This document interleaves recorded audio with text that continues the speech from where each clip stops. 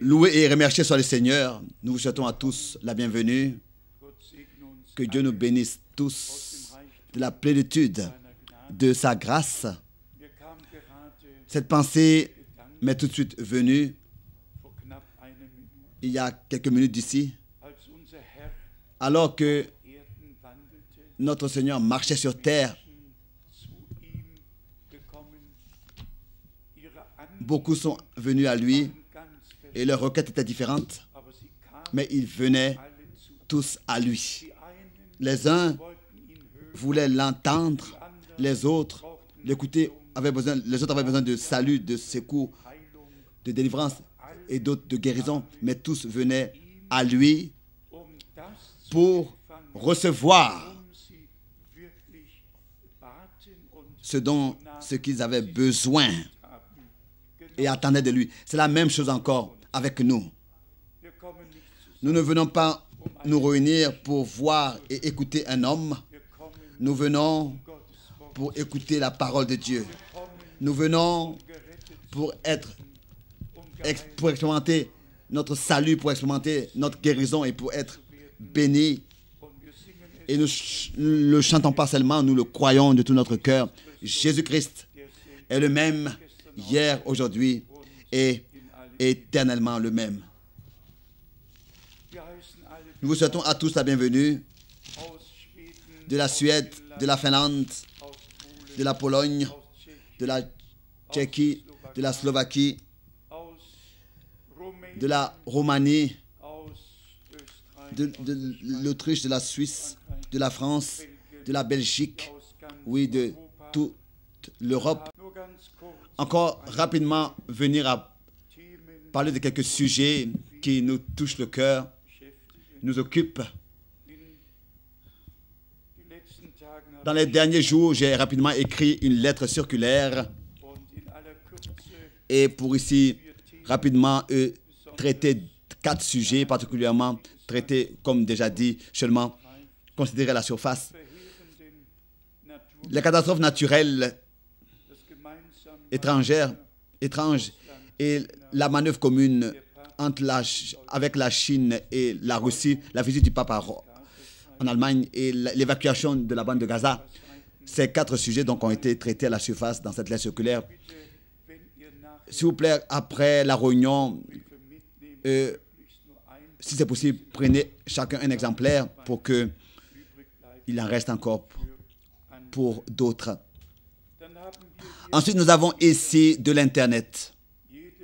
Tout un nombre d'informations sur les événements qui se passent actuellement, sur ce qui prend forme du 13 septembre. En haut, en tant que titre, il est écrit « Le monde vu de Rome ». Vue de Rome. Donc, cela vient directement de Rome, vient du Vatican.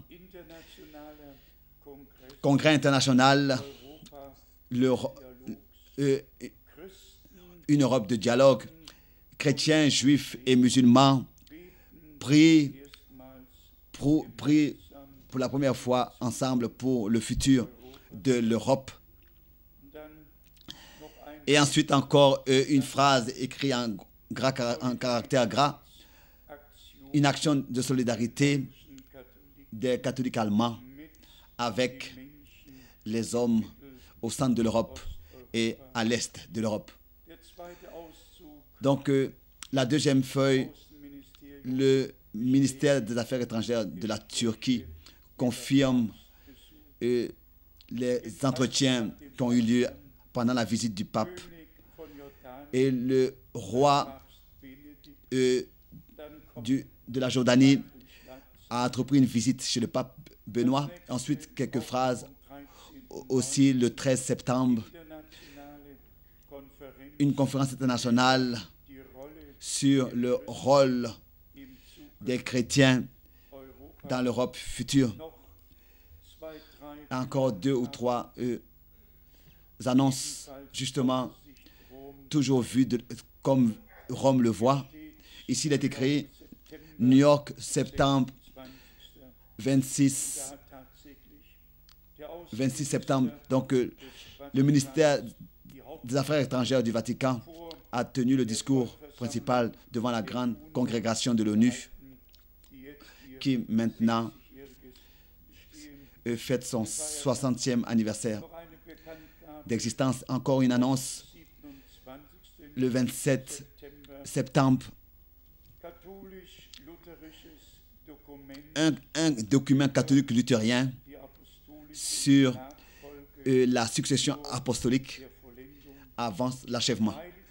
Le Saint-Siège et l'Alliance mondiale luthérienne se trouvent dans la dernière phase de la création d'un document commun sur la succession apostolique dans l'Église. Cela continue encore avec le regard vers les États-Unis, justement de la même manière, toujours vu de Rome, des évêques de l'Europe et des États-Unis veulent dans le futur avoir un travail plus intime, plus proche l'un de l'autre. Ensuite, une autre phrase. Nous sommes ici pour avoir une meilleure compréhension et atteindre une meilleure compréhension entre les États-Unis et l'Europe. De Frère Branham, j'ai aussi certaines citations sur les différents vents, les noms de ces différents vents, et aussi des citations sur des inondations et des destructions qui viendront sur le pays, des maisons seront détruites. Frère Branham avait vu cela comme les Saintes Écritures l'avaient vu à l'avance. Il a aussi parlé de cela, il a vu cela en vision. Bien, mes frères et sœurs, résumons rapidement que cela est cru ou que cela ne soit pas cru. Nous sommes réellement arrivés à la fin de la fin des temps et l'union sous Rome avec toutes les religions, l'union avec l'Église de Luther. Nous pensons encore à cette expression du pape alors qu'il était ici en Allemagne dans une barque sur le fleuve en face d'une foule et la foule s'était criée: Saint-Père, nous ne te laissons pas partir si ce n'est que tu nous bénisses d'abord. Nous nous posons la question: à tel point est-ce que cela doit encore aller? Quand est-ce que les hommes vont ouvrir les yeux? Quand est-ce que leurs yeux seront ouverts? Et quand est-ce qu'ils reviendront au sens normal? Les Saintes Écritures disent très clair que personne sur terre, vous savez, on doit appeler personne Père sur terre. Matthieu 23, il y a un seul qui est votre Père et il est au ciel. Et si nous prions notre Père qui est au ciel. Que ton nom soit sanctifié, que ton règne vienne et que ta volonté soit faite comme sur la terre comme au ciel. Qu'est-ce que nous devons dire? J'ai seulement lu ces différents titres pour vous montrer comment est-ce que tout est en train de prendre forme, tout est en train de s'unir. Il y a réellement deux sortes d'union. L'une sous Rome et l'autre sous Christ. Et là, toutes ces citations bibliques ne servent à rien si la chose n'est pas en accord avec la Bible. Alors, cela ne vient pas de Dieu. Donc, il faut que cela soit en accord avec la Bible, avec les Saintes Écritures. Et Jean 17, verset 23, nous dit de la part du Seigneur: voilà l'union qui est en accord avec les Saintes Écritures. Père, toi en moi et moi en eux, pour qu'ils soient un. Et c'est ainsi que l'Église doit arriver dans cet état, l'Église du Dieu vivant. C'est ainsi que cela doit demeurer dans l'Église. Mais nous avons aussi reconnu, n'est-ce pas, que la grande apostasie, la grande chute qui a été annoncée à l'avance et doit être présente De la même manière, il faut aussi que l'appel à sortir de l'Église ait lieu. La sanctification dans la vérité et aussi la sanctification par le sang de l'agneau, la purification par le sang de l'agneau. Dans le déroulement du soir, nous allons encore venir à toucher 2 ou 3 sujets importants. Mais la chose principale est réellement que nous puissions personnellement expérimenter Dieu et que nous puissions expérimenter personnellement la grâce de Dieu et que réellement ce soit notre expérience personnelle avec Dieu. Pas seulement que nous puissions entendre cela des Saintes Écritures, mais que nous puissions réellement, personnellement, expérimenter par la grâce de Dieu. L'objectif de notre Dieu consiste à ce que il veut avoir des fils et des filles éternellement autour de lui et avec lui dans la gloire. C'est pour cette raison que la révélation en tant que Père dans son Fils seul engendré de lui a eu lieu en lui, notre Seigneur et Sauveur, tel que souvent nous avons eu à le dire, pour justement nous restituer la position du Fils, l'adoption, et nous agréer et nous accepter et nous placer dans la position que nous devons avoir dans l'éternité, pour l'éternité. Alors, quand nous mentionnons le pape et quand nous mentionnons les déroulements, les développements de la fin des temps, quand nous venons à parler de ces choses, alors ce n'est pas pour nuire à quelqu'un. Nous avons aujourd'hui une personne qui est le cousin de l'un du plus grand, qui est le cousin du plus grand des cardinaux en Suisse. Et il est ici parmi nous. Et nous avons aussi un ami parmi nous qui repart en Israël. Alors, quand nous mentionnons des choses, alors le cousin de ce grand cardinal là, de la Suisse est ici. Quand nous mentionnons ces choses, ce n'est pas pour faire mal et pour blesser quelqu'un, mais c'est de la part de Dieu. Transmettre des informations et les décisions. La décision est laissée à chacun. Dieu n'oblige personne. Mais il ne veut pas que nous demeurons dans l'ignorance. Il veut que nous puissions réellement écouter sa parole et que nous puissions aussi être attentifs, faire attention à sa parole. Et ensuite, s'accomplit le prochain verset. Celui qui a des oreilles, qu'il entende ce que l'Esprit dit à l'Église. Nous avons, dans les derniers temps, insisté particulièrement sur le fait que les promesses de Dieu trouvent leur accomplissement et que Dieu fait toutes choses en accord avec sa parole. C'est ainsi que le Nouveau Testament a commencé et c'est ainsi que réellement il va s'achever. Il n'y a seulement qu'une seule orientation que nous avons réellement et cette orientation est seulement dans la parole de Dieu et par les Saintes Écritures, la parole de Dieu. Nous avons nos frères au commencement. Comment est-ce que nos frères au commencement de l'Église primitive ont su dans le Nouveau Testament que les Écritures devant leurs yeux et parmi eux trouvent son accomplissement? Parce que justement de la part de notre Seigneur, ils ont été introduits dans la parole et plus tard, ou bien alors au plus tard dans Luc 24, de sa propre bouche, ils ont entendu. Est-ce qu'il ne fallait-il pas que tout ce qui était écrit me concernant s'accomplisse dans la loi de Moïse, dans les psaumes et dans les prophètes s'accomplissent? Et le ciel et la terre passeront, mais la parole de Dieu demeure éternellement. Et je voudrais lire quelques versets bibliques. L'un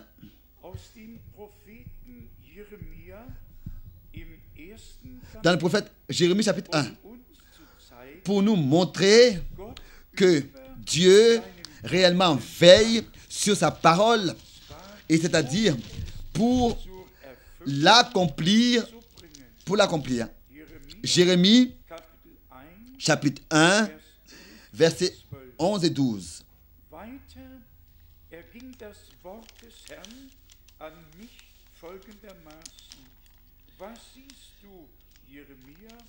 La parole de l'Éternel me fut adressée en ces mots. Que vois-tu, Jérémie? Je répondis, je vois une branche d'amandier. Et l'Éternel me dit, tu as bien vu, car je veille sur ma parole pour l'exécuter.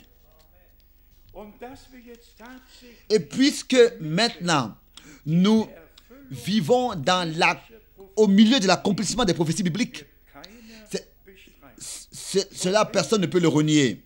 Et si dans le prophète Daniel, il est écrit, Daniel 12, verset 4, seules les paroles de ce livre jusqu'à la fin des temps. Alors il faut que le temps arrive et soit arrivé dans la fin des temps où la chose cachée soit révélée. Et Dieu révèle toujours la parole de l'heure. Et cela ne nous servirait à rien de savoir que Dieu, dans le passé, a accompli sa parole et a fait ceci et cela. Si nous ne savons pas ce qu'il a promis pour notre temps, même si nous mentionnons le ministère de frère Branham, bien-aimés frères et sœurs, pour le dire sincèrement, il ne s'agit pas du messager, il s'agit du message. Mais en tant que deuxième chose, de la même manière, pour le dire de manière sincère, est-ce qu'un message peut exister sans un messager? Cela va ensemble. Nous n'avons pas entendu ce que le messager disait, mais ce que Dieu, par sa bouche, a dit. Et c'est ainsi que nous avons, de tout notre cœur, reçu la parole de Dieu. Pour revenir directement au point, si par exemple nous avons lu que Dieu, le Seigneur lui-même, disait, je veille sur ma parole pour l'accomplir, pour l'exécuter. Jérémie 1, verset 12. Est-ce que cela n'était pas le commencement de la nouvelle alliance? Est-ce qu'il ne fallait-il pas que cela soit aussi à la fin? C'était le commencement du Nouveau Testament. C'est comme ça aussi à la fin, du temps de la grâce. Dieu a veillé au commencement. Dieu veille encore aujourd'hui et a veillé encore aujourd'hui. Nous venons maintenant au point important. Le Rédempteur avait été annoncé à l'avance.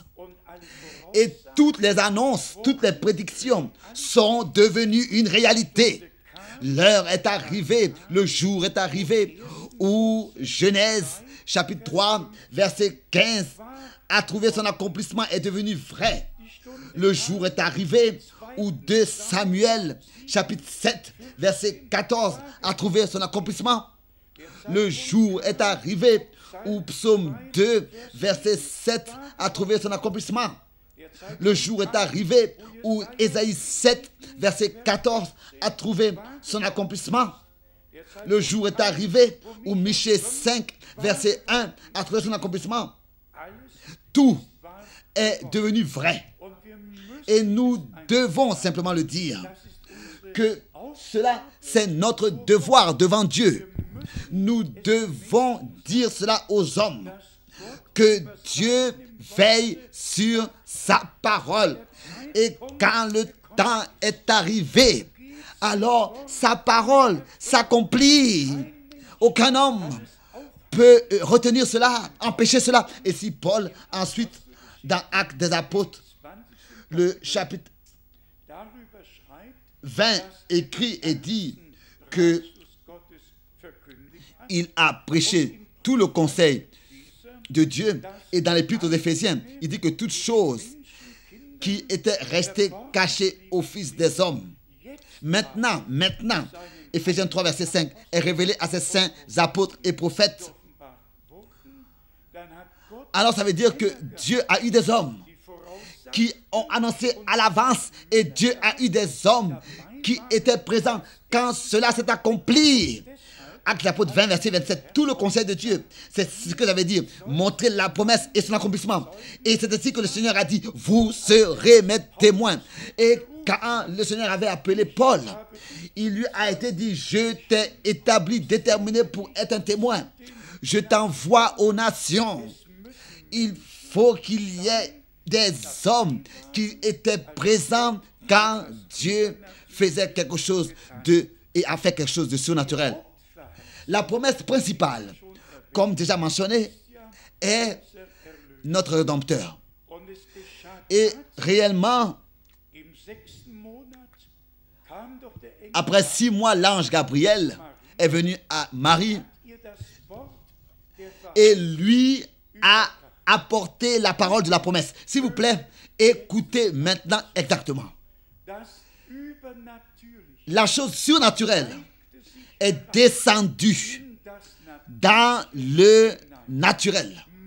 Marie était une partie de la création déchue, tombée. Mais ici est le point. Pour racheter, ramener, sauver de la chute, la création tombée, il fallait que le Seigneur de gloire vienne soit placé, donc, comme pour dire, dans la création déchue. C'est pour cette raison qu'il est écrit dans le psaume 22, au verset 10. Et ça, je voudrais bien le lire avec nous. Le psaume 22, au verset 10. Psaume 22, verset 10. Oui, tu m'as fait sortir du sein maternel. Tu m'as mis en sûreté sur les mamelles de ma mère. Il y a des traductions qui disent, tu m'as fait sortir du sein maternel. Oui, c'est comme ça ici. Je l'ai déjà dit ici, dans les 2 langues, en hébreu et en grec, pour engendrement et naissance, c'est le même mot. Nous avons par exemple dans l'évangile de Jean, ou bien dans l'épître de Jean, celui qui est né de Dieu. Lisez rapidement, en parenthèse, celui qui est engendré de Dieu, ou bien né de Dieu. Vous pouvez maintenant tout de suite, dans 1 Jean 5, ou bien dans 1 Jean 3, vous pouvez tous relire. Et c'est pour cette raison que les deux sont justes. Tu m'as mis en sûreté sur les mamelles de ma mère et tu m'as fait sortir de du sein maternel. Et ici est le point important. Si par exemple nous lisons concernant le Fils engendré de Dieu, alors ça veut dire que de Marie, rien n'est venu, mais tout est venu de Dieu. Le Saint-Esprit a couvert Marie de son homme et la puissance du Très-Haut est descendue sur cette femme. Et le Seigneur, dans sa chair, était fils de l'homme, mais né 100% fils de Dieu. Vous savez, dans le naturel, l'homme a sa part et la femme a sa part. Dieu a conduit les choses ainsi. Mais, lors de parce que cet engendrement-là, lors de cet engendrement qui vient directement de Dieu, qui était un acte surnaturel, nous venons ici à un point important. On n'a pas le droit d'avoir de mélange. Il ne faut pas qu'il y ait un mélange. Il faut que ce soit la semence incorruptible, pure de Dieu, de la parole, sans falsification, sans interprétation, qui est placée dans notre âme, dans notre cœur. Car Jésus-Christ était la semence promise depuis le jardin d'Éden. Et c'est pour cette raison que ici, il a été placé dans le sein maternel pour naître dans ce monde, pour que nous qui sommes nés dans ce monde, nous puissions par la grâce de Dieu de la même manière expérimenter déjà dans ce corps de chair déchu, expérimenter cet engendrement surnaturel en recevant la semence incorruptible de la parole de Dieu, et que Dieu puisse ainsi engendrer d'une manière nouvelle par l'Esprit en nous, créer cet engendrement surnaturel. Bien sûr qu'il faut que la parole de Dieu d'abord soit placée en nous. Il faut qu'elle soit implantée comme c'est écrit dans Jacques chapitre 1 verset 19. comme souvent nous avons eu à dire, un grain a un germe de vie en lui. Mais le germe de vie, pendant des centaines d'années, ne va rien produire si le grain reste dans le grenier. Seulement quand le grain est semé en terre, alors la procédure de mort et de pourriture du grain a lieu. Et seulement quand le grain est mort et pourri. C'est ainsi que le germe de vie qui est en lui, qui quelque part est caché en lui, se manifeste. Et la vie qui est dans ce grain apparaît à l'extérieur. C'est ainsi que si vraiment nous recevons la véritable parole de Dieu et que nous mourons parce que nous croyons que nous sommes morts avec Christ et crucifiés avec lui et que nous nous laissons ensevelir avec lui pour ensuite marcher en nouveauté de vie avec lui. Venons maintenant au point du début. Jérémie 1, verset 12. Dieu veille sur sa parole. Encore aujourd'hui et encore ce soir, il veille sur sa parole pour en nous, en toi et en moi, l'accomplir. Bien mes frères et sœurs, nous n'avons pas seulement ici un cours auquel nous prenons part et puis ensuite nous repartons à la maison, mais ici nous devons vraiment suivre et prendre part à ce que Dieu fait, comprendre que c'est l'heure de Dieu dans laquelle nous sommes. Et les prophètes et les justes ont désiré voir et ont souhaité vivre et voir et être dans le temps dans lequel nous sommes. Matthieu 13, verset 16, pour voir ce que Dieu fait dans ce temps. Ils ont désiré entendre ce que nous entendons et voir ce que nous entendons.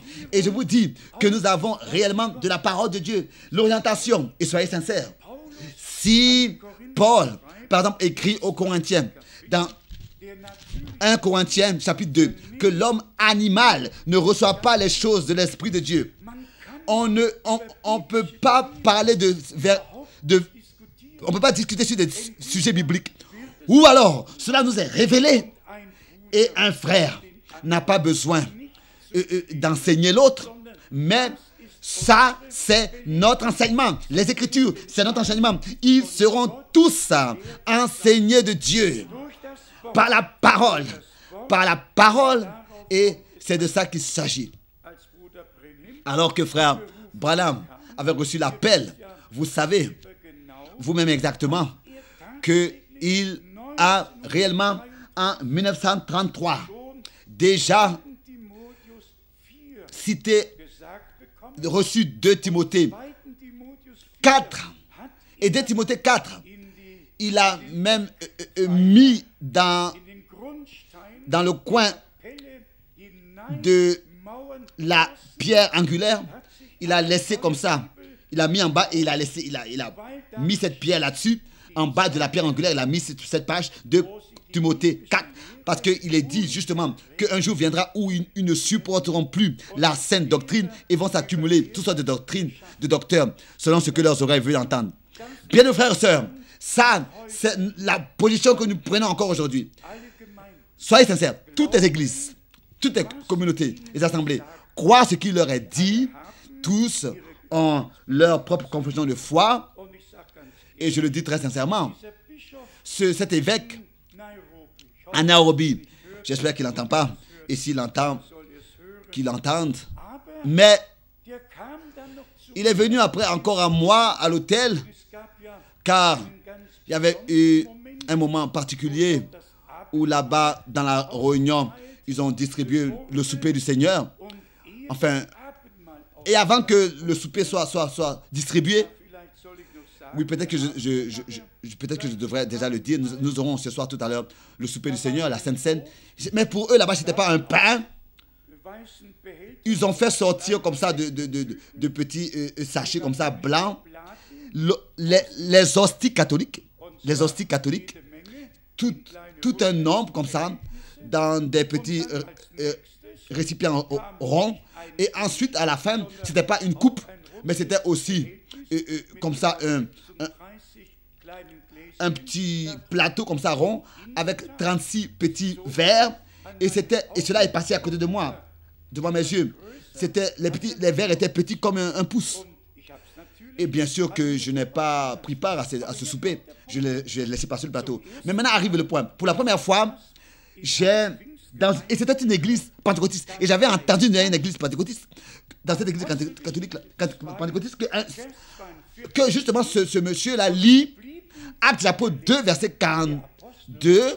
Et ils demeuraient dans l'enseignement des apôtres, dans la communion des saints, dans la brisure du pain et dans les prières. Et devant cette pratique qui n'est même pas biblique, il a même ajouté et il a dit au nom du Père, du Fils et du Saint-Esprit. Après avoir lu Actes des Apôtres 2, verset 42, dans une église pentecôtiste. Imaginez-vous ce qui s'est passé à moi. Lire, tous peuvent le faire. Chacun peut le faire. Ce qui est écrit même dans l'Apocalypse, ce qui est écrit dans Actes des Apôtres, ce qui est écrit ici et là, tous peuvent le faire. Mais qu'est-ce qui en est de la pratique? Oui. Ils lisent, ils demeuraient dans l'enseignement des apôtres. Et ces gens-là ne pensent même pas à demeurer, ne pensent même pas à lire. Qu'est-ce que c'est en fait l'enseignement des apôtres? Et qu'est-ce que signifie l'enseignement des apôtres, hein? Ou bien alors, briser le pain, demeurer dans la brisure du pain. C'était, je vous dis, un blasphème. Oui. Et ensuite, cet homme-là vient à moi, alors que j'avais fait d'une manière massive, j'ai reproché cela. Et j'ai dit, et ils m'ont dit, frère Franck, nous croyons que tu es un prophète. Je dis, non, je ne suis pas un prophète, mais je suis l'un des petits hommes de Dieu, des plus petits hommes de Dieu, et après, des plus petits parmi les hommes de Dieu. Et j'ai corrigé cette façon de faire. Et vous savez ce qu'il m'a dit? Il m'a dit, frère Franck, tu peux revenir, tu peux parler parmi nous de la fin des temps, des prophéties bibliques et des événements mondiaux en accord avec les Écritures, mais tu n'as pas le droit de toucher notre doctrine, nos doctrines. Tu n'as pas le droit de toucher nos doctrines, nos enseignements. Alors qu'est-ce que je dois faire? Est-ce que le Seigneur n'a-t-il pas pris le fouet, n'a-t-il pas mis de l'ordre, n'a-t-il pas renversé les tables? On ne peut pas en même temps plaire aux hommes et plaire à Dieu. Et Paul l'a clairement dit, n'est-ce pas, dans Galates chapitre 1, au verset 10. Si je veux encore plaire aux hommes, je ne suis même pas un serviteur de Christ. Je suis le serviteur des hommes alors. Et c'est pour cette raison que nous estimons beaucoup que Dieu veille et a veillé sur sa parole. Et que réellement, avant la fermeture, les fermetures de la porte, avant que tout aille dans la perdition, il a laissé retentir un cri, un appel par sa grâce. Et ça, c'est aussi Matthieu 25. Voici, l'époux vient. Levez-vous pour aller à sa rencontre. Préparez-vous pour le rencontrer. À quoi est-ce que ça sert aux hommes? S'ils parlent du retour de Jésus-Christ et ne pensent même pas à effectuer une préparation. Et ici est le mystère. De la même manière, tel que c'est dans le naturel, quand époux et épouse se préparent pour le jour du mariage, alors ils échangent ensemble sûrement des pensées et des intentions. Un époux ne va pas par toute la ville et s'entretient avec chaque femme qu'il rencontre. Mais il parle avec son épouse, avec celle qui va prendre un mariage, car c'est avec elle qu'il veut partager la vie. Et c'est ainsi aussi maintenant. L'époux parle avec l'épouse. Et frère Branham a tenu toute une prédication. L'époux céleste et l'épouse terrestre. Et ça, c'est maintenant l'élection de l'épouse. L'appel à sortir de ceux qui appartiennent à l'épouse. Église, ça, ce n'est pas comme ça, une imagination. Ça, c'est une réalité divine dans notre temps. Et si il est écrit qu'avant que le jour du Seigneur vienne, le Seigneur envoiera un prophète. Alors ça, ce n'est pas ma parole. Alors ça, c'est Dieu qui a veillé sur cette parole de la promesse pour l'accomplir. Et quand le temps fut accompli, Dieu a envoyé cet homme. Je ne peux pas dire pourquoi est-ce que tu as utilisé l'homme le plus simple parmi les simples qui existent sur terre. Vous tous, vous savez qu'il avait sa scolarité était très courte. Et sa connaissance de la langue ne suffisait pas, sa grammaire, son vocabulaire, etc. Mais la parole de Dieu dit, ce qui est une folie aux yeux des hommes, c'est justement ce que Dieu a choisi pour confondre la sagesse des sages. Un prophète pouvait être berger, pouvait être fermier, etc. Ça n'a pas d'importance. Ce qui était important, c'est que Dieu a pris des hommes qui ne pouvaient rien mélanger, qui ne mélangeaient rien, mais qui conservaient la parole dans sa forme originale, telle qu'elle était sortie de la bouche de Dieu et qu'elle leur avait été adressée. Il la transmettait comme ça, sans mélange, de manière parfaite et fidèle. C'est ainsi que nous sommes reconnaissants à cela. Est-ce que vous pensez que nous écrivons toute une brochure intitulée « Au commencement était la parole » et pas les interprétations, comme ça pour rien? Bien, mes frères et sœurs, c'est plus important que certains peut-être peuvent le voir. Qu'est-ce que la première interprétation dans l'église, dans le jardin d'Éden, m'a apporté à toi et à moi et à l'humanité? Ça a apporté la séparation avec Dieu et la mort sans espérance dans ce monde. Une seule interprétation. Et l'humanité avait été déterminée à vivre éternellement avec Dieu. Et ensuite, après la chute de l'homme, Dieu le Seigneur a dû encore dire que l'homme ne puisse pas détendre son bras et manger de l'arbre de la vie et vivre éternellement dans son état de perdu et de séparation. Imaginez-vous, encore après la chute de l'homme, vous pouvez le lire après la chute de l'homme, il fallait que Dieu chasse l'homme qui était tombé du paradis pour qu'il ne mange pas de l'arbre de vie et dans son état de déchu, vive éternellement. C'était vivre éternellement séparé de Dieu éternellement. Qu'est-ce que Dieu veut avec des hommes éternellement là-bas dans la gloire qui sont dans leur état de perdu? Non, nous avons été rachetés de la chute, ramenés à Dieu par Golgotha. Et c'est pour cette raison que l'importance est placée sur le sang de l'agneau qui a coulé pour notre réconciliation. Justement parce que la vie du corps est dans le sang. C'est ainsi que c'est écrit dans Lévitique chapitre 17, versets 11 et 12.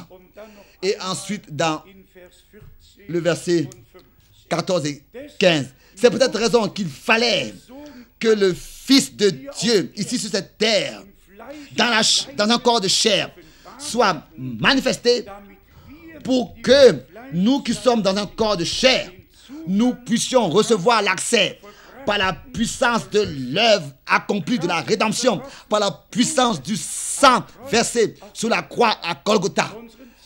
Recevoir l'accès à Dieu lui-même et expérimenter la réconciliation et le pardon dans la foi, accepter cette œuvre et ensuite accepter, recevoir la parole en nous pour que l'Esprit puisse en nous tous crier la vie de Dieu. Donc, il ne s'agit pas du christianisme, mais de Christ en nous, l'espérance de la gloire.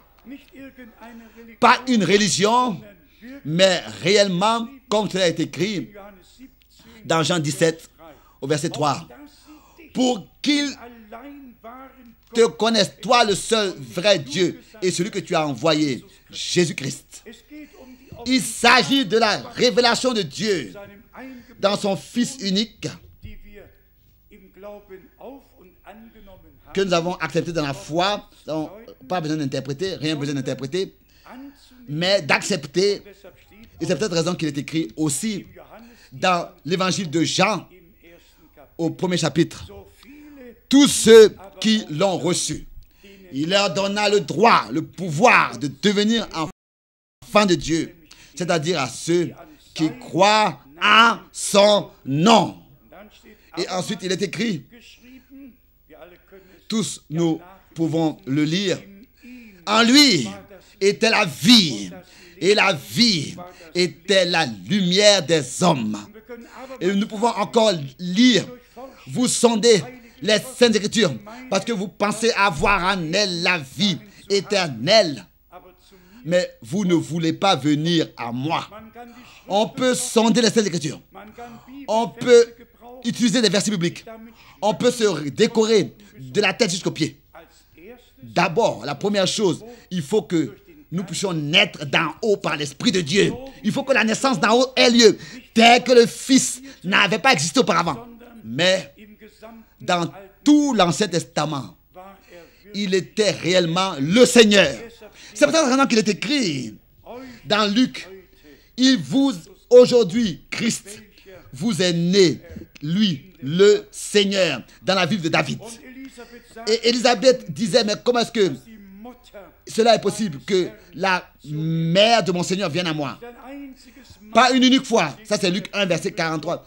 Dans la Bible, il serait écrit Dieu le Fils. Pas une unique fois. Pas une unique fois. Dieu, le Saint-Esprit. Jamais. Mais 36 fois, l'une après l'autre, il est écrit loué soit le Dieu et Père de notre Seigneur Jésus-Christ. Nous ne voulons pas nous approcher de ce sujet, la divinité. Mais s'il y a quelque chose que je connais par expérience, c'est réellement Dieu et le sujet sur la divinité. C'est ainsi. Ça, aucun homme ne peut se le donner. Il faut que, de la part de Dieu, nous le recevons. Car cet accès-là, cet accès dans le lieu très saint, ce n'est pas toi, ce n'est pas moi qui te le ferait, ou bien que nous le frayons. Il faut que cet accès nous soit frayé personnellement par Dieu lui-même, à chacun individuellement. Et c'est ainsi que nous serons enseignés par lui-même, par Dieu lui-même. Alors l'arche de l'alliance s'ouvre. Alors nous écoutons la parole de Dieu dans sa forme originale. Et alors, il n'y a pas une seule incompréhension. C'est pour cette raison que notre Seigneur a toujours de nouveau posé la question.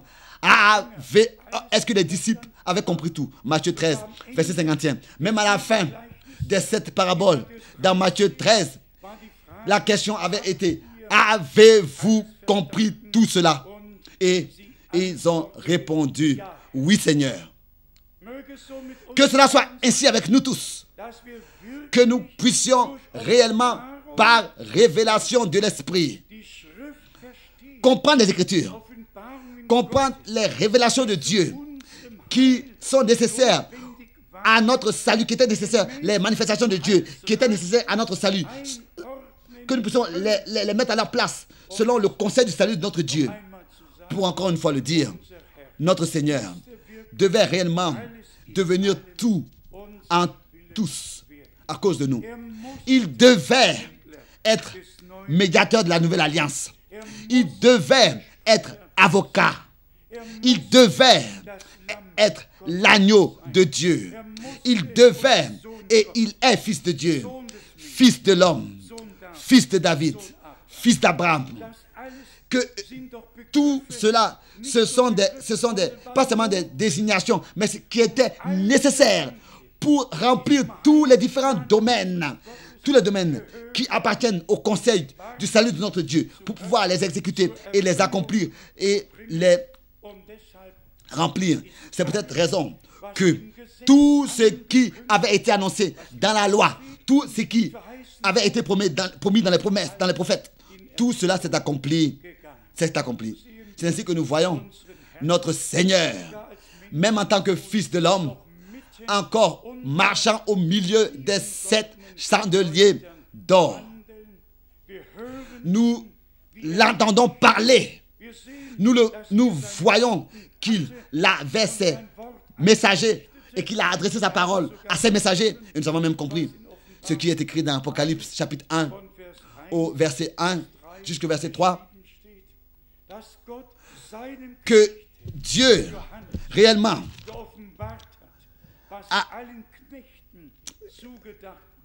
Dieu lui a donné pour montrer, révélation que Dieu a donnée à Jean, pour montrer à ses serviteurs les choses qui doivent arriver bientôt. C'est ainsi qu'il a révélé à son serviteur au singulier, pour montrer à ses serviteurs. C'est ainsi que ce que Dieu révèle à ses prophètes et à ses apôtres, c'est pour tous les serviteurs de Dieu qui ont été appelés à prêcher la parole de Dieu. Éphésiens 3, verset 5. L'accès nous a été donné par Dieu lui-même. Ce n'est pas nous qui l'avons cherché et qui l'avons voulu. Nous savons exactement très peu, comme aussi tous les autres. Mais maintenant, rapidement à ce point, vous aussi, qui, dans ce temps, écoutez la parole de Dieu et qui supportez tout l'opprobre, et tous nous savons, particulièrement dans notre pays et aussi dans les pays voisins, ou alors dans le monde entier, nous sommes réellement méprisés et les gens pensent de nous et ils disent que nous sommes vraiment dans l'erreur, très dans l'erreur. Maintenant, le Seigneur a dit, vous êtes dans l'erreur. Quand est-ce que nous sommes dans l'erreur? Parce que nous ne connaissons pas, parce que vous ne connaissez pas les Saintes Écritures. C'est ce qui est écrit dans Marc 7. Et là aussi, il est écrit dans Marc 7. C'est en vain qu'ils m'honorent, parce qu'ils ont des commandements d'hommes qu'ils en font pour leur doctrine. À quoi est-ce qu'une grande assemblée pentecôtiste sert? À quoi est-ce que même de parler en langue cela sert? À quoi est-ce que tout cela sert? À quoi est-ce que la musique sert, qui est parfois vraiment peut devenir comme du disco? Si personne est là pour écouter ce que l'Esprit dit à l'Église, a à dire à l'Église. Et en tant que première chose, parce que personne n'est là. Pourquoi? Parce que personne n'est là qui entend que tuyau par lequel Dieu peut parler, en l'utilisant. Pour que les hommes aient la possibilité d'écouter ce que l'Esprit dit à l'Église. Il faut que ce que l'Esprit a à dire à l'Église, ce que Dieu a promis à l'Église, il faut que cela soit prêché. C'est seulement comme ça que les hommes ont la possibilité d'entendre ce que l'Esprit dit à l'Église. Et ont la possibilité de le croire et de le recevoir révélé. Et de l'attendre et de l'expérimenter. Il n'est-il pas dit de Jean-Baptiste qu'il a préparé le chemin de l'Éternel, du Seigneur? N'est-il pas écrit qu'il a prêché? Il a même dit que déjà la cognée est placée aux arbres et que tout arbre qui ne porte pas de bons fruits sera ôté et jeté dans le feu. Un homme de Dieu, comme Frère Branham, n'avait pas le choix. Il devait prêcher la parole de Dieu. Qu'est-ce que c'était dans ces jours? Il y a un frère qui a attiré mon attention sur cela, alors que le frère Branham parlait de la doctrine de la Trinité. Et il a fait mention d'un songe dans lequel une femme était montrée. Et vous connaissez, vous pouvez lire cela dans l'Ancien Testament. Dieu avait appelé Israël, sa femme, dans Jérémie, dans Osée et dans le Nouveau Testament.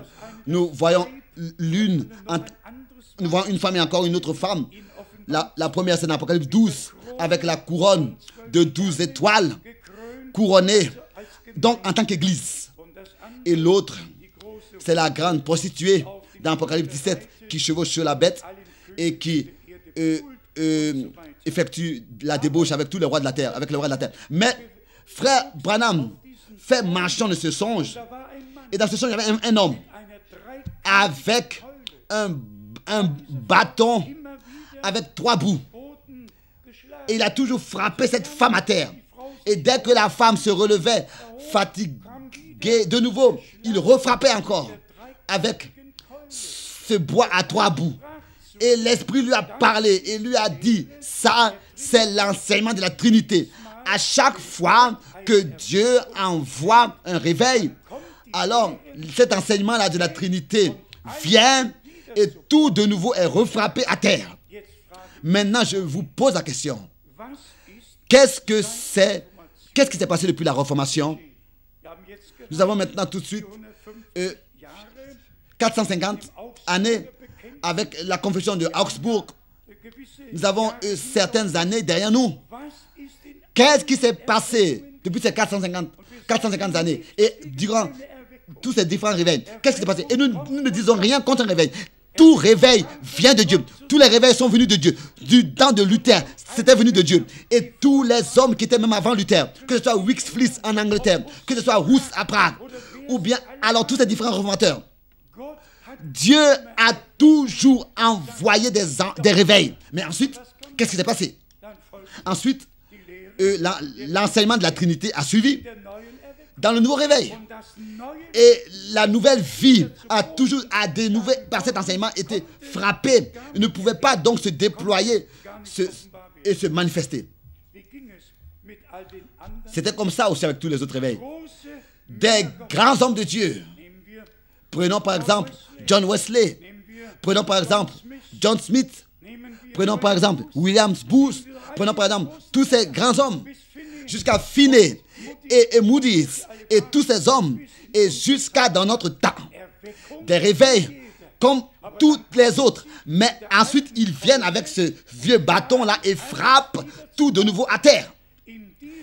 Dans ce dernier réveil, il faut qu'une église épouse se cristallise dans le véritable enseignement de la parole de Dieu qui ne pourra plus être frappée à terre. La victoire de Dieu sera manifestée et sera de notre côté.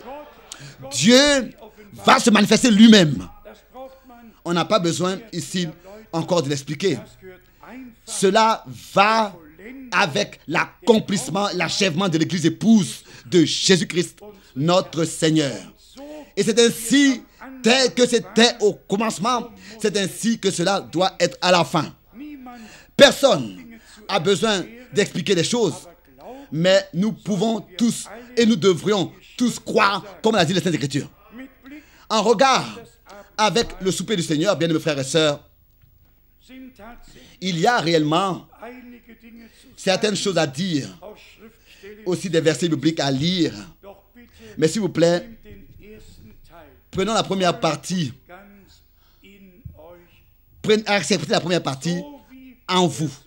Tel que le Fils était la parole promise, la semence promise, et que le Saint-Esprit a couvert Marie, et qu'en elle, la semence a été placée, la parole, la promesse. C'est ainsi qu'il faut que dans le temps dans lequel nous vivons, dans notre âme, dans notre cœur, si nous appartenons au troupeau des promises, si nous voulons appartenir au troupeau des promises, si réellement nous voulons prendre part à l'enlèvement, il faut qu'en nous, nous ne pouvons pas comme ça simplement croire en général, mais il faut que nous croyions ce que Dieu a promis pour cette époque, c'est-à-dire croire comme le dit les Saintes Écritures. Et la semence incorruptible, la parole de Dieu, il faut qu'elle soit reçue de tout notre cœur pour que le Saint-Esprit réellement puisse créer en nous la vie de Dieu lui-même et l'engendrer, la faire naître et la manifester.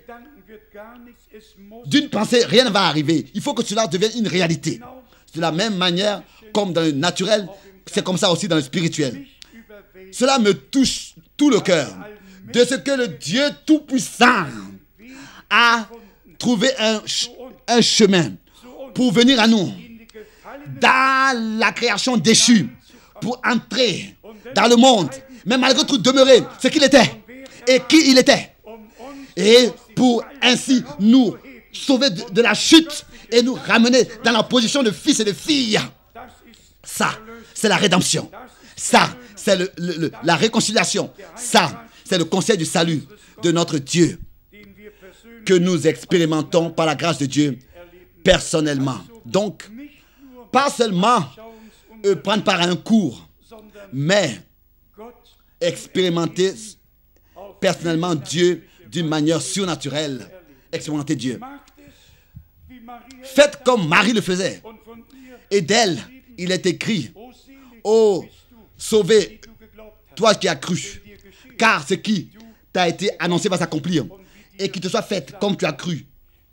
La foi, au moment là, se manifeste, au moment où nous écoutons la parole de Dieu. Je vous dis, si aujourd'hui, ce soir, nous avons reçu, accepté cette pensée, saisi cette pensée en tant que promesse, que vraiment nous avons accepté la semence incorruptible de la parole de Dieu en nous, alors je vous dis que l'Esprit de Dieu va venir sur nous. Le fardeau sera ôté de nous. Que des hommes se moquent de nous et disent ce qu'ils veulent. Vu terresтрement, notre Seigneur, depuis sa naissance jusqu'à sa crucifixion, on s'est moqué de lui.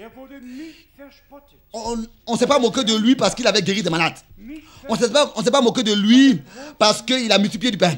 Mais, oui, ils ont dit, oui, c'est le fils de Joseph, n'est-ce pas? Mais la chose a été seulement couverte. Ils ont couvert la chose, ils ont caché la chose. C'est un enfant, comme les scribes et pharisiens disaient, c'est un enfant illégitime. C'est le fils de Joseph. Est-ce que ce n'aurait pas été plus simple pour Dieu que Marie soit resté dans la maison de ses parents et soit gardé là-bas donc des soupçons. Et que Joseph n'aurait pas pu être soupçonné. Alors les blasphémateurs n'auraient pas eu la possibilité de blasphémer. Et ceux qui voulaient se scandaliser n'auraient pas eu la possibilité. Alors la situation n'aurait pas pu avoir lieu de problème. Mais il fallait que cela soit ainsi. Pour que la parole de Dieu trouve son accomplissement. Où il est écrit, Osée 11, j'ai fait sortir mon fils d'Égypte. Et ensuite l'ange est venu à Joseph dans un songe. Et il lui a dit, fils de David, ne crains pas de prendre Marie, ta fiancée. Et ensuite, ils se sont enfuis vers l'Égypte. Et Joseph était présent. Mais Dieu permet ces choses ainsi pour que les gens trouvent une excuse et un moyen. Oh, non, regardez, attention, ils ont caché, ils se sont cachés. Non, personne n'a caché quoi que ce soit. La Vierge a enfanté. Enfanté par l'Esprit de Dieu, couvert comme les Saintes Écritures le témoignent. Mais nous aussi, nous arrivons dans des situations dans notre vie où les gens nous soupçonnent, où les gens peuvent nous soupçonner de quelque chose. Ce qui est important, c'est que Dieu soit avec nous et soit dans la chose. Et que réellement, nous puissions demeurer fermes dans toutes les épreuves. Que des hommes disent ce qu'ils veulent. Nous demeurons dans ce que nous savons vient venir de Dieu. Dieu a promis un prophète. Et si nous croyons que la fin des temps est venue, alors il fallait que ce prophète apparaisse avant que le jour terrible et redoutable de notre Seigneur arrive. Avant que le soleil perde son éclat et que la lune se transforme en sang. Ça, c'était la décision de Dieu. Il a veillé sur sa parole pour l'accomplir. Encore ce point.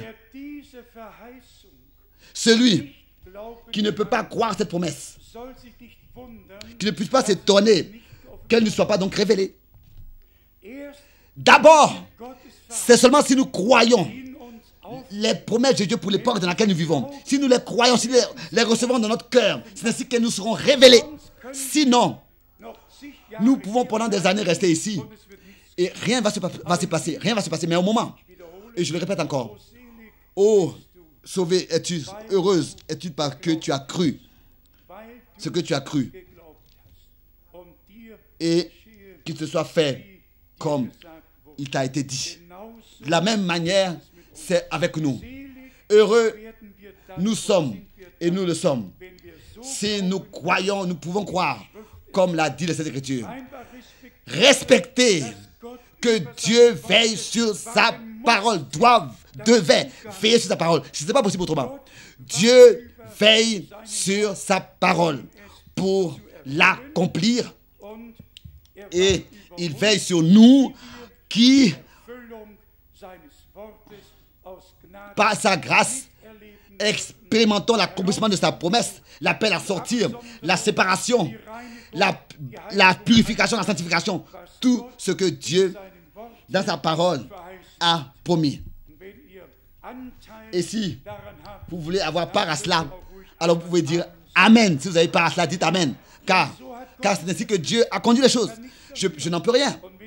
Et si les hommes disent, oui, ils sont en train là-bas de suivre un homme, on aurait pu le dire alors que les gens étaient allés au Jourdain vers Jean-Baptiste, alors que tout Jérusalem et la Judée étaient allés au Jourdain pour se faire baptiser et avaient là-bas allaient pour écouter Jean-Baptiste et se laisser baptiser par lui. Ils auraient pu dire qu'ils suivaient un homme. Ils l'ont toujours dit dans chaque réveil. Ils ont pu le dire. Oh, ils suivent cet homme. Non. Nous ne suivons aucun homme. Nous suivons le Seigneur Jésus-Christ, notre Seigneur, par sa grâce. Et c'est pour cette raison que nous sommes de tout notre cœur reconnaissants. Nous avons aujourd'hui encore le souper du Seigneur et pour cela, réellement, encore rapidement, des versets bibliques qui parlent de ça aussi, de ce pain, du pain, de ce pain. Ici, pour nous, la parole est sainte. Et ici, par exemple, il est écrit dans Matthieu, le chapitre 26, à partir du verset 29. Un moment, d'abord peut-être à partir du verset 26. Ici, il est écrit, pendant qu'il mangeait, Jésus prit du pain, prit le pain. Donc, il n'a pas pris un sachet avec des hosties qu'il a renversé sur la table. Non, il a pris le pain. Il a pris le pain qui avait été préparé pour la Pâque sans levain, car l'Église doit être vue spirituellement sans levain. Et le Seigneur dit, gardez-vous du levain des pharisiens. Et c'est pour cette raison que dans le peuple d'Israël, pendant toute une semaine, aucun levain n'avait le droit d'être dans la maison. Et notre Seigneur a ici, pendant la Pâque, pendant le repas, il a pris le pain et après avoir rendu grâce, il le rompit. De la même manière, il est écrit aussi dans Marc, le chapitre 14. Dans Marc, le chapitre 14, à partir du verset 22, Marc 14, verset 22, pendant qu'il mangeait, Jésus prit du pain et après avoir rendu grâce, il le rompit et le leur donna en disant, prenez, ceci est mon corps. Il prit ensuite une coupe et après avoir rendu grâce, il la leur donna et ils en burent tous. Et il leur dit, ceci est mon sang, le sang de l'alliance qui est répandu pour beaucoup. Nous n'avons pas besoin à chaque fois d'une manière nouvelle de le répéter. L'une, c'est la coupe avec le vin. L'autre, c'est aussi le sang. L'autre chose, c'est le sang de l'agneau. Sur la croix à Golgotha, ce n'est pas une coupe qui a été renversée. Sur la croix, le côté de notre Seigneur a été ouvert et le sang a coulé pour notre rédemption et notre rachat.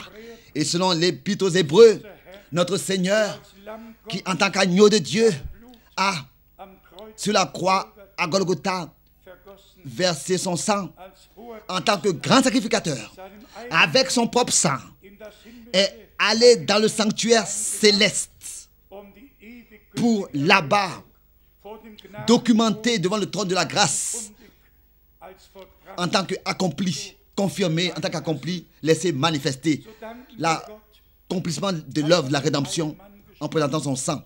Et c'est ainsi qu'il n'y a pas longtemps, j'ai parlé avec quelqu'un, je ne vais pas ici nommer la dénomination dans laquelle il est, et il me disait, je crois que j'étais à Krefeld même, c'était à l'époque devant la gare centrale, alors qu'il me disait, écoutez s'il vous plaît, le sang de l'agneau duquel vous venez de parler, et il a coulé sur terre dans le sable et nous n'avons plus rien de cela aujourd'hui. Non, non, non, non, pas une seule goutte a touché le sol. C'est vrai que ce sang a coulé pour toi et pour moi, pour ta rédemption et ma rédemption. Et tel qu'il est écrit, notre Seigneur en tant que grand sacrificateur, pas en tant qu'agneau, il a donné sa vie, en tant qu'agneau, il a été immolé, en tant qu'agneau, en tant qu'agneau de nouveau, il est montré dans Apocalypse 5. Bien mes frères et sœurs, vous devez vous habituer à respecter et à croire chaque parole telle qu'elle est écrite. Et habituez-vous à laisser chaque parole, à formuler chaque parole telle qu'elle est écrite et où est-elle est écrite. Ce n'est pas possible autrement. Les interprétations sont derrière nous. Devant nous, c'est seulement la clarté et la véritable parole de Dieu et l'introduction dans tous les mystères des Écritures.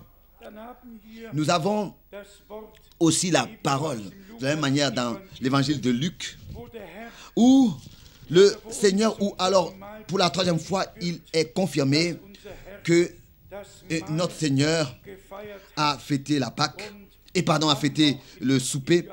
Et ici dans Luc et aussi dans Jean, le chapitre 13, où notre Seigneur a fait les deux choses, où il a distribué le pain et où il a aussi lavé les pieds de ses disciples. Lisons peut-être cette parole dans l'évangile de Jean, le chapitre 13, à cause de ceux qui peut-être, eux, en ce qui concerne particulièrement le lavage des pieds, n'ont pas encore cette confiance que cela viendrait de Dieu et que cela est biblique. S'il vous plaît, ne vous sentez pas obligé à prendre part au souper ou bien alors au lavage des pieds. Il faut que cela vienne du cœur, par amour pour le Seigneur, pas une obligation. Non, notre Seigneur a dit, tant que vous mangez ce pain et que vous buvez cette coupe, vous annoncez ainsi la mort du Seigneur jusqu'à qu'il revienne. Celui qui avec nous veut annoncer sa mort jusqu'à qu'il revienne, qu'il puisse prendre part au pain et aussi à la coupe. Il est écrit ici, concernant le lavage des pieds, dans Jean 13, à partir du verset 3. Jésus, qui savait que le Père avait remis toutes choses entre ses mains, et qu'il était venu de Dieu, et qu'il s'en allait à Dieu. C'est très important.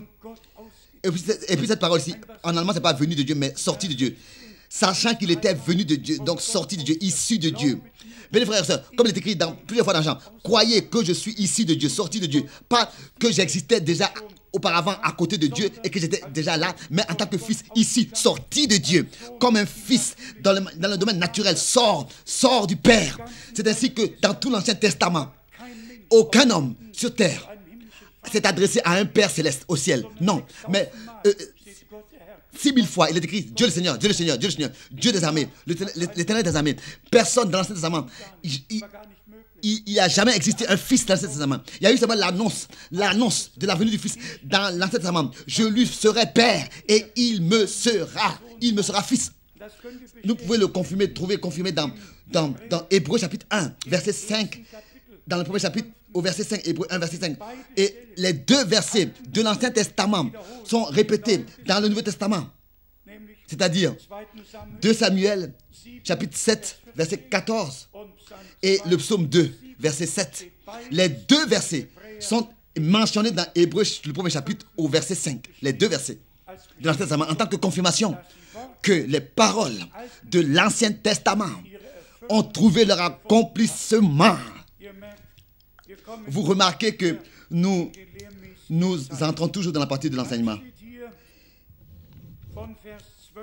Ici, au verset 12, dans Jean 13, au verset 12, après qu'il leur eut lavé les pieds et qu'il eut pris ses vêtements,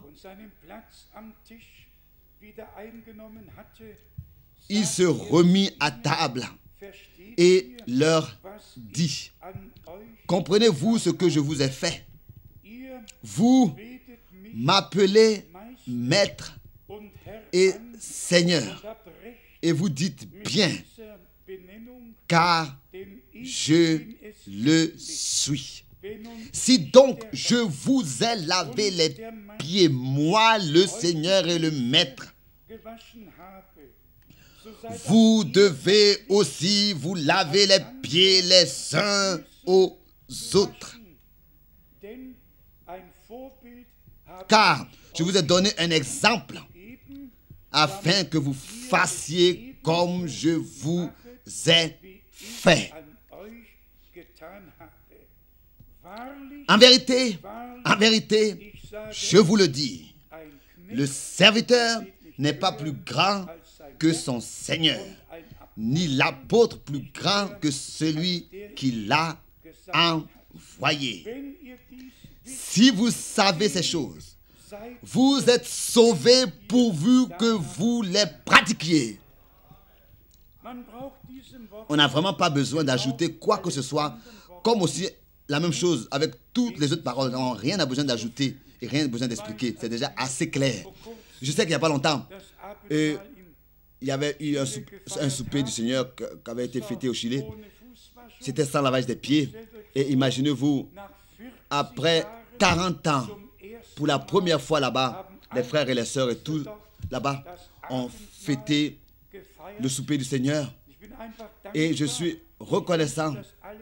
J'aurais souhaité que tous maintenant entendent aussi à Fondo et partout où ils sont. Nous sommes liés profondément avec vous et nous remercions Dieu qui a, d'une manière si merveilleuse, a conduit toutes choses. N'est-ce pas, bien frères et sœurs? Il y a des voix de Dieu, il y a des conduites de Dieu qui simplement parlent un langage clair pour eux-mêmes. Et on n'a pas besoin d'expliquer, ça parle seul, Et encore en ce qui concerne le sujet du souper du Seigneur, avec encore 2 versets bibliques, encore une fois un peu éclairci plus clairement, plus proche. D'abord dans 1 Corinthiens, aussi ces versets sont clairs dans le chapitre 11, est connu de tous. Nous le connaissons tous. 1 Corinthiens 11. Dans 1 Corinthiens chapitre 10, nous lisons, c'est moins lu. 1 Corinthiens 10 est moins lu en ce qui concerne le souper du Seigneur que 1 Corinthiens 11. Mais je voudrais lire justement 1 Corinthiens 10. Dans 1 Corinthiens 11, ici, au verset 24 d'abord. Oui, peut-être la deuxième partie du verset 23 aussi, car il appartient au verset 24. Lisons le verset 23 entièrement. 1 Corinthiens 11, verset 23. Car j'ai reçu du Seigneur ce que je vous ai enseigné, c'est que le Seigneur Jésus, dans la nuit où il fut livré, prit du pain. Et après avoir rendu grâce, le rompit et dit, ceci est mon corps qui est rompu pour vous. Remarquez-vous le complément sur la parole des évangiles. Dans l'exposé des évangiles, il est seulement écrit, ceci est mon corps. Mais ici, il est écrit, ceci est mon corps qui est rompu pour vous. Ceci est mon corps qui est rompu pour vous. Faites ceci en mémoire de moi. Bien, mes frères et sœurs, comme souvent nous avons eu à dire, celui qui fait que lire les 4 évangiles sur le baptême, sur l'ordre missionnaire, et ne va pas dans Actes des apôtres, il n'a pas l'exécution de cet ordre. Il tâtonne dans l'obscurité. On doit aller à l'exécution des choses. On doit savoir comment mettre ça en pratique. On doit savoir tout ce qui appartient à un sujet. On doit le lire et le considérer avec.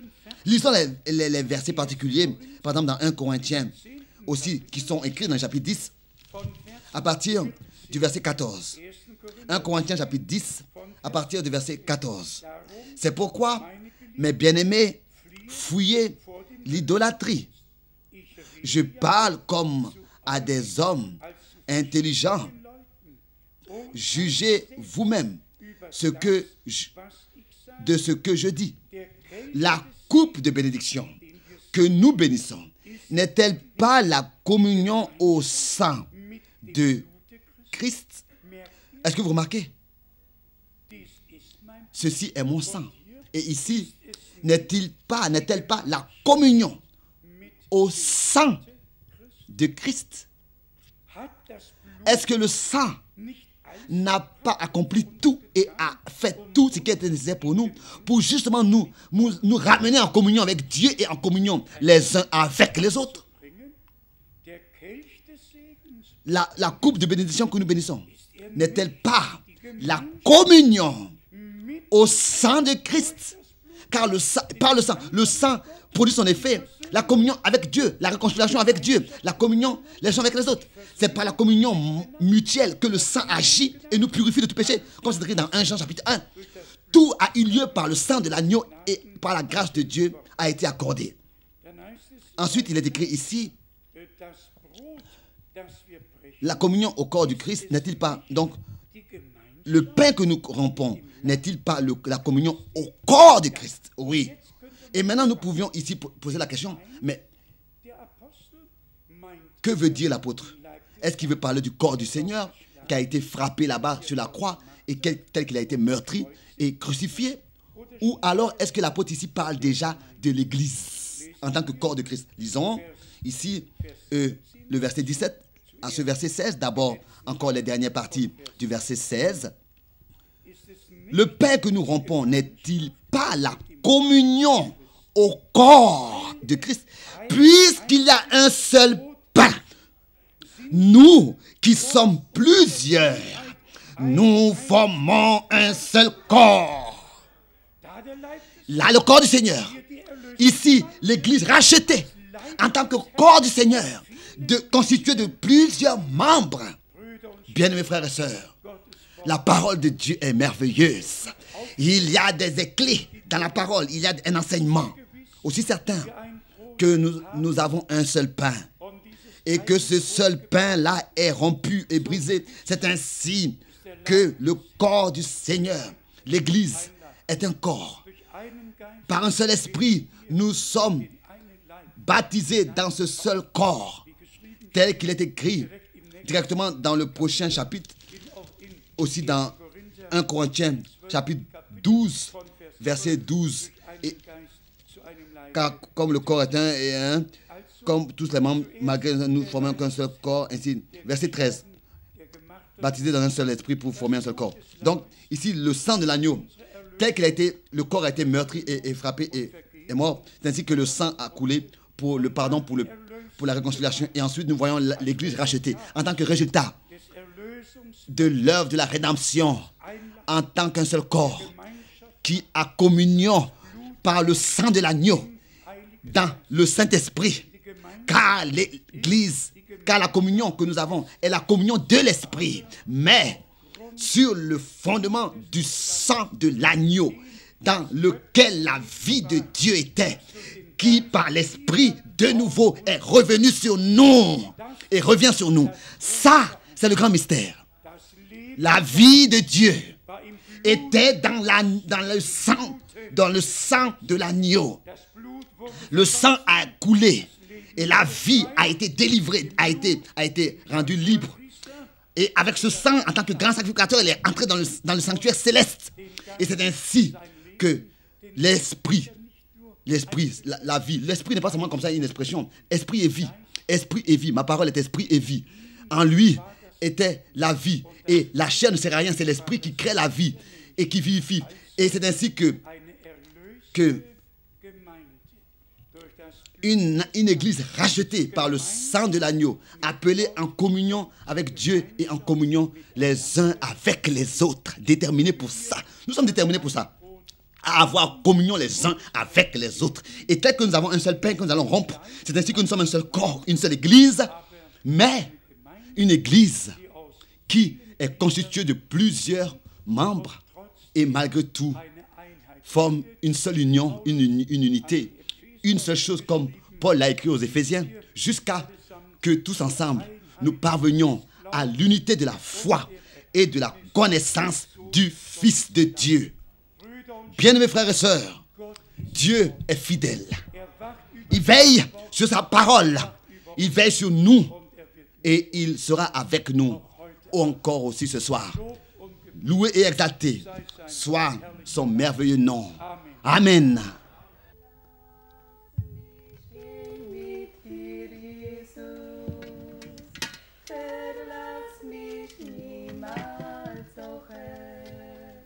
Denn ohne dich könnte ich niemals erreichen das himmlische Heil. Ich fand dich, als ich war so einsam.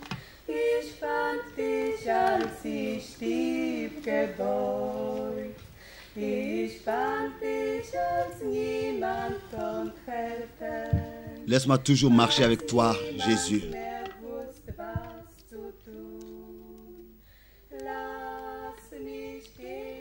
Laisse-moi toujours marcher avec toi, Jésus.